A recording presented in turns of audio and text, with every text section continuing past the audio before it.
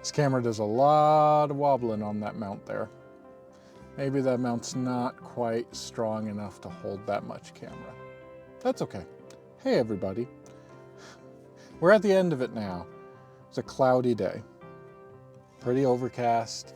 The forecast said fog and then it would clear up. It didn't clear up as quickly as it was saying it would, but I came out anyway because it was raining on Saturday. This is a Monday. But we came out to St. Vrain, tried and true, good place. Was thinking, all right, I got to get out anyway. I forced myself to do it, whether I thought I'd get anything good or not because of the weather. Hoped we'd get some sun from behind the clouds. And I went into it thinking, well, at the very least, we've seen a kingbird every time we've come here. And I've never gotten it on video, but I have taken photos of it. So I'd like to get some video of the kingbird. Eastern, western, both of them apparently are in this area since it overlaps here. Great. Their range overlaps, I should say. So we came out, very dark, but got to it right away. Saw one almost immediately.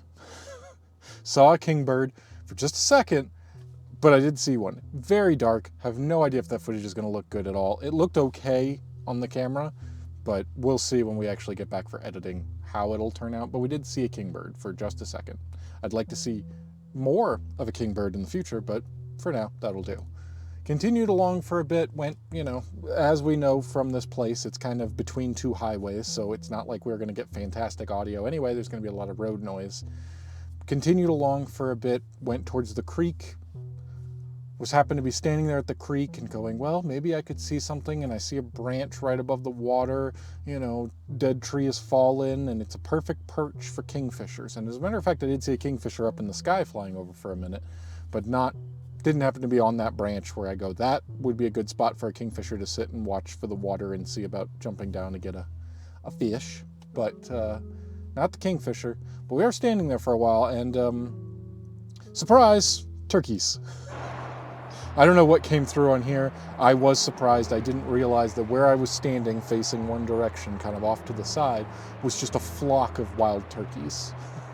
So I immediately turned it on, and I think the reason I saw one, the first one had crossed we're standing at the creek, the river that's there, and the first one had flown over and crossed. And so then the rest of them started going over. Now I'm there with a fairly big zoom lens, so I just focused on the other side and pressed go on the chest mount and hoped that maybe I'd get some as they kind of went from one side of the creek to the other, and then I got some shots of them over there as they just kind of started pecking their way through the grass and over towards the fields. Very cool. Haven't seen a whole lot of wild turkeys. Don't know if I've seen many in Colorado. Saw a fair amount in Wyoming. But there we go. That would have been a good highlight of, oh, that's cool. Then we continue on a little bit further, and I see an osprey in a tree. Ooh, osprey. I've seen the ospreys around here before. I've taken some pictures of them. I haven't really had a chance to get some really good video, and this one was kind of far, so I'm not sure if the video turned out that well, but it also just kind of sat in this spot for a while. And while I'm standing there at the creek, I'm doing my best to stay focused on that, and then I go, well, it's clearly not moving. What I'd really like, I'm getting shots of it just kind of sitting and looking and preening, but I'd really be interested if it took off and I could get it as it goes into flight. That's usually a cool moment.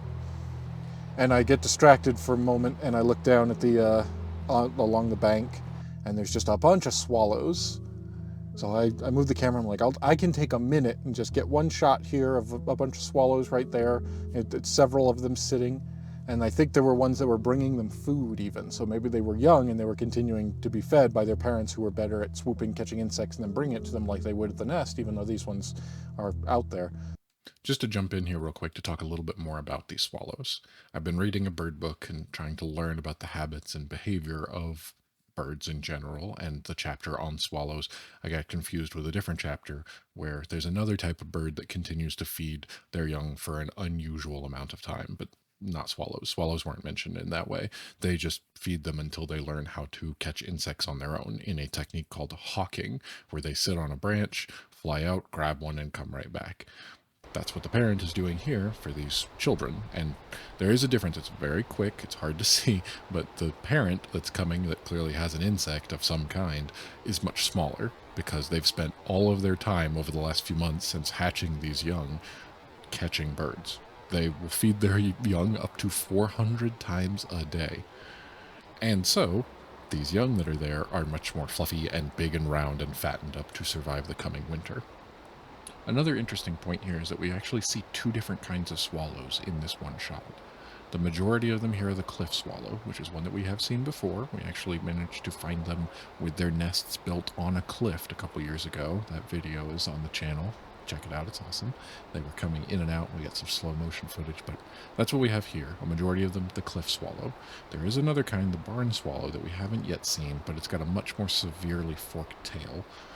I thought we may have had that one here, but the tail looks way more severely forked. There's more, it's longer in the barn swallow. One day we'll see it, but up at the top, there's one that looks completely different. Different coloring entirely. And I thought maybe this is a tree swallow, which we have seen before, but it's not. There's a point where it turns around, facing more towards the camera, and you can see it's light, but there is a difference between, it's not pure white from the face all the way down to the chest. There's a little bit of a dark band there, so that makes that the bank swallow, which is a new one.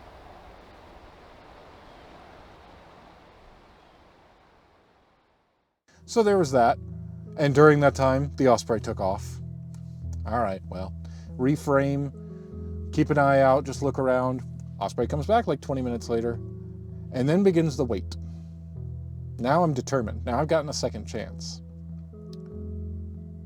Almost a full hour goes by. And I'm getting clips here and there as it preens and sits and looks, and it's very pretty, and then I miss it taking off again. Almost an hour, I'm just sitting there waiting and waiting and waiting. But what I missed was going to press the record button, and it took off the other way. I was all set up to the point where as soon as I noticed it was getting ready to take off, I could start pressing it. But I have to go up and press the button on the camera. But it went to the left instead of to the right. And I was set up thinking it would go right because of the way it was facing, and that would be an easier way. Apparently it just decided to turn and go the other way and take off to the left. So missed the takeoff, but got plenty of shots of it just sitting and being an osprey. Pretty cool. Good time out. I'm glad I came out and did it. It's fun. It's good. This is a good spot usually to see those kind of things. Not the best for video, but like I said, we came out to something I had an idea. Couldn't exactly follow through entirely on that idea, but did see some other things. Saw some heron out on the water, or one heron in particular. Saw pelican for a moment, but again, those are pretty far away, so they're not going to come out the best for the footage, but good stuff. Good time. Yeah. But that's it.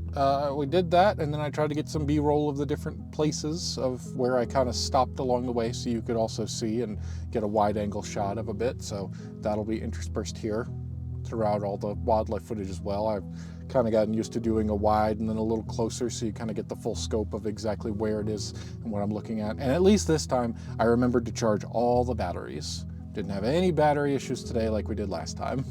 Both cameras, everything is charged up, working, ready to go. The mic situation. We improved from last time with 100% more charged batteries. Next time, maybe we'll find 10% more wildlife. That would be a good one. We don't want to go too much. Too much wildlife, and then you get overwhelmed with choices. Just 10% would be good. Bye, everybody.